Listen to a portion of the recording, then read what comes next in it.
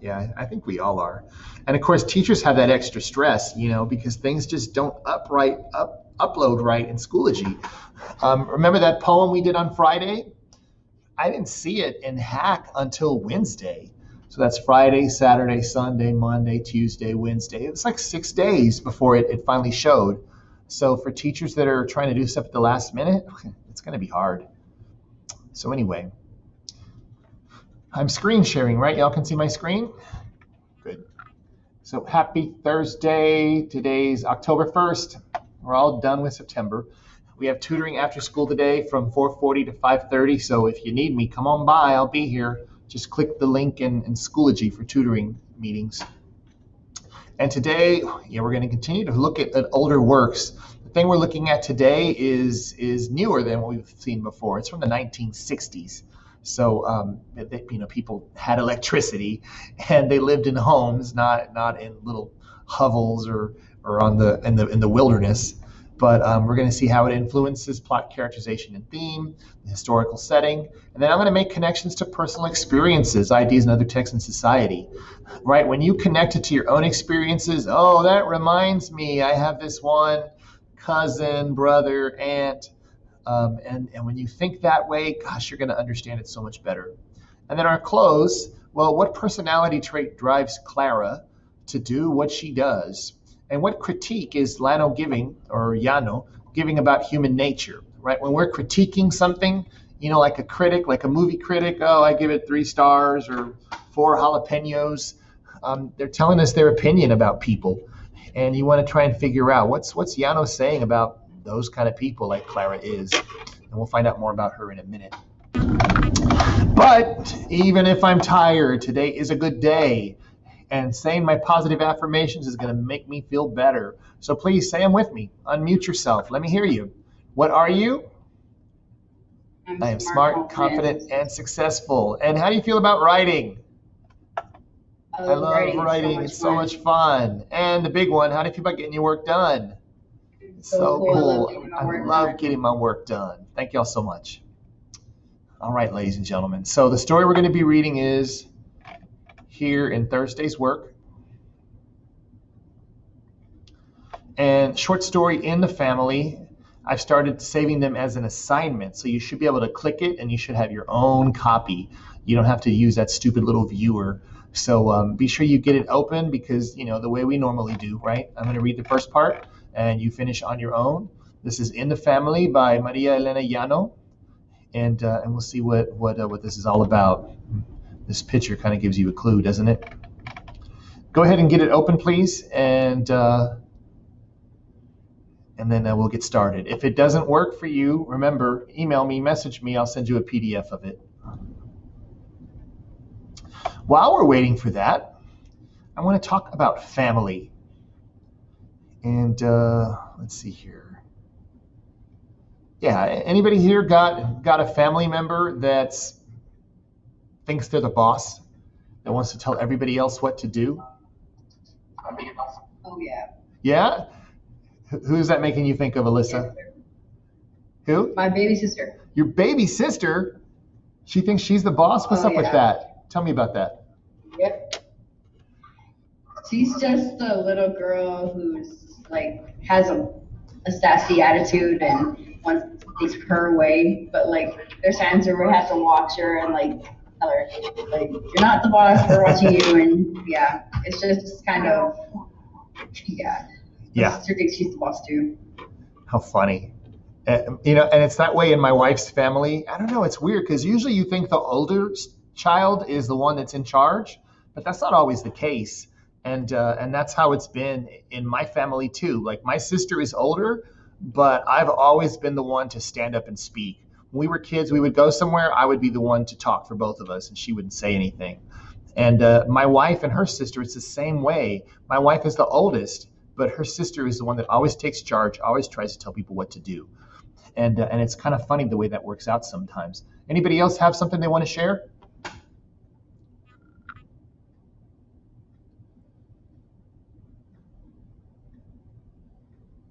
Going once, going twice. Okay, well, let me tell you a little story from my family. The woman that stands out to me is my aunt. And my Aunt Oralia was the big woman. And she was my dad's sister. I think my dad was just a year or two older than her. But boy, she thought she was the boss. The oldest was the older sister, Ophelia. She was the oldest child in my dad's family. And she was pretty and she was sweet. And everybody loved her. She was so nice. And then came my grumpy dad and my grumpy, fussy aunt. And Ophelia, this was probably in their early 20s, had a boyfriend. And they got into a disagreement. And Ophelia comes home crying. And she tells her little sister, Oralia, he hit me. Boy, Oralia was not going to put up with that. So the story goes, Oralia just flipped out, jumped in her car, drove across town, saw him on the street, on the sidewalk, jumped out of her car and beat the crap out of this guy. I mean, just beat him, and in front of everybody. And it was like all over the town that, oh my God, look out for Oralia. She's tough. So that's the kind of personality that she had. And her and my dad used to disagree all the time. So by the time I came around, I was like 5 years old, little kindergarten kid, and I was scared of her. She would come up to me and be like, "Ay, mijo, qué chulo," and she'd grab me by the cheek and yank me across the room. I was like, "Ow, let me go, crazy lady." Well, one time we were over at her house, me and my dad, and my mom and my sister, and she always fussed over me. "Ay, mijo, you want some ice cream, mijo? I'll get you some ice cream." And my dad tells her, "No, he doesn't need ice cream. We're gonna go have dinner in a little bit." She was like, "You shut up. I'll give him ice cream if I want to." And this crazy lady grabs me by the arm, drags me into the kitchen, pulls out a bowl, pulls out a thing of ice cream, and starts scooping it, and scoops this big bowl of ice cream. And she sets it there in front of me. "There, mijo. Now eat your ice cream. It's good." And the whole time my dad's looking at me like this.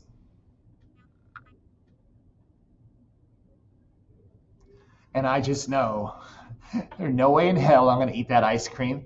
I look at her and say, "No, thank you. I'm not hungry." "Ah, you eat it. Don't listen to him. He won't do nothing." And of course, I didn't say anything, but I thought in my head, I'm scared of you, but I got to go home with him. And no, thank you. And that was just one of the squabbles that they had. They would go for months sometimes without talking, even years, because they would get mad at each other. And that's just the way it was with them. So you can think for yourselves, who's that relative that always has to have the last word? Who's that relative that wants to tell everybody what to do? And that's who you want to imagine when we're reading this story. Remember, you got to imagine the story, act it out like it's a play in your head, and that just makes it that much more fun and easy to understand. Okay, everybody got their stories open? In the Family by Maria Elena Llano. Let me stop screen sharing so you can read it on your own.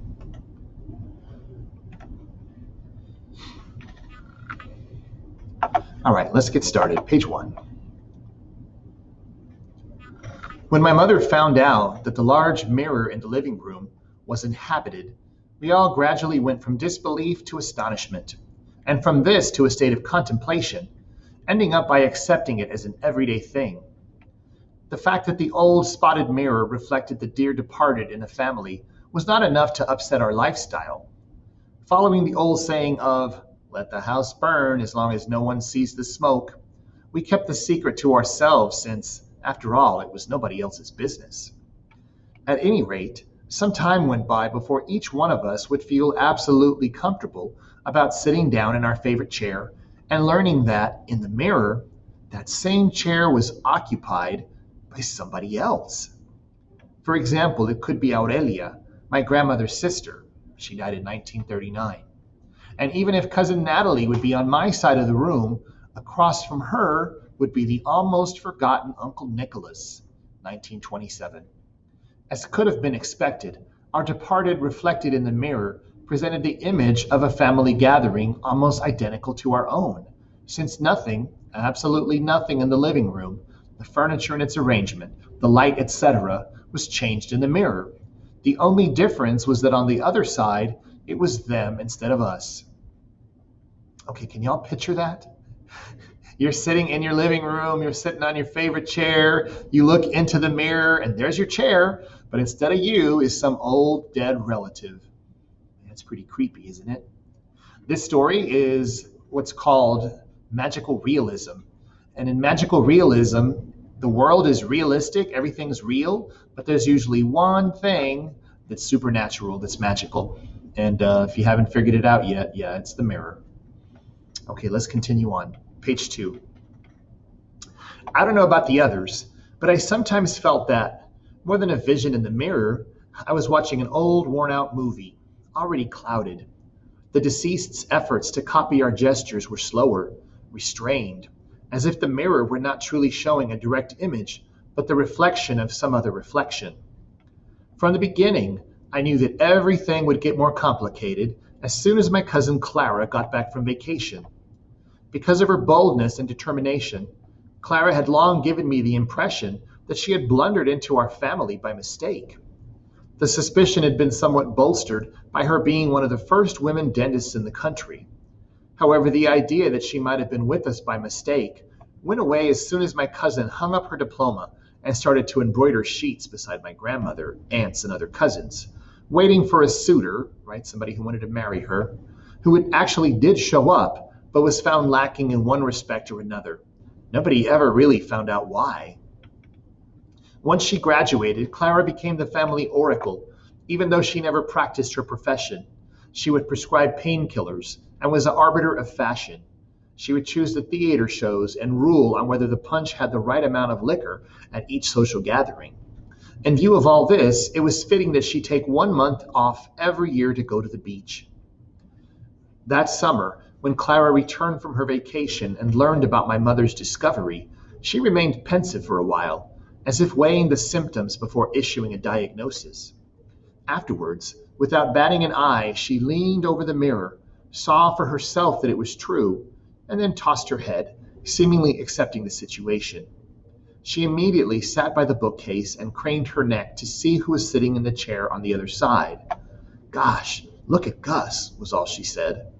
There in the very chair, the mirror showed us Gus, some sort of godson of Dad, who after a flood in his hometown came to live with us and had remained there in the somewhat ambiguous character of adoptive poor relation. Clara greeted him amiably with a wave of the hand, but he seemed busy for the moment, with something like a radio tube, and did not pay attention to her. Undoubtedly, the mirror people weren't going out of their way to be sociable. This must have wounded Clara's self-esteem, although she did not let on. Page 3. Naturally, the idea of moving the mirror to the dining room was hers, and so was its sequel, to bring the mirror near the big table so we could all sit together for meals. In spite of my mother's fear that the mirror people would run away or get annoyed because of the fuss, everything went fine. I must admit, it was comforting to sit every day at the table and see so many familiar faces, although some of those from the other side were distant relatives, and others, due to lengthy, although unintentional absence, were almost strangers. There were about 20 of us sitting at the table every day, and even if their gestures and movements seemed more remote than ours, and their meals a little washed out, we generally gave the impression of being a large family that got along well. All right, so I want you to continue on your own. Remember, you're going to imagine there's the table. It's actually up against the mirror. And who's sitting right next to the mirror? Clara is. So we're going to find out what happens. Remember, use your imagination. If you don't know a word, just skip it and do your best to picture what happens. When you're done, remember, answer the discussion question.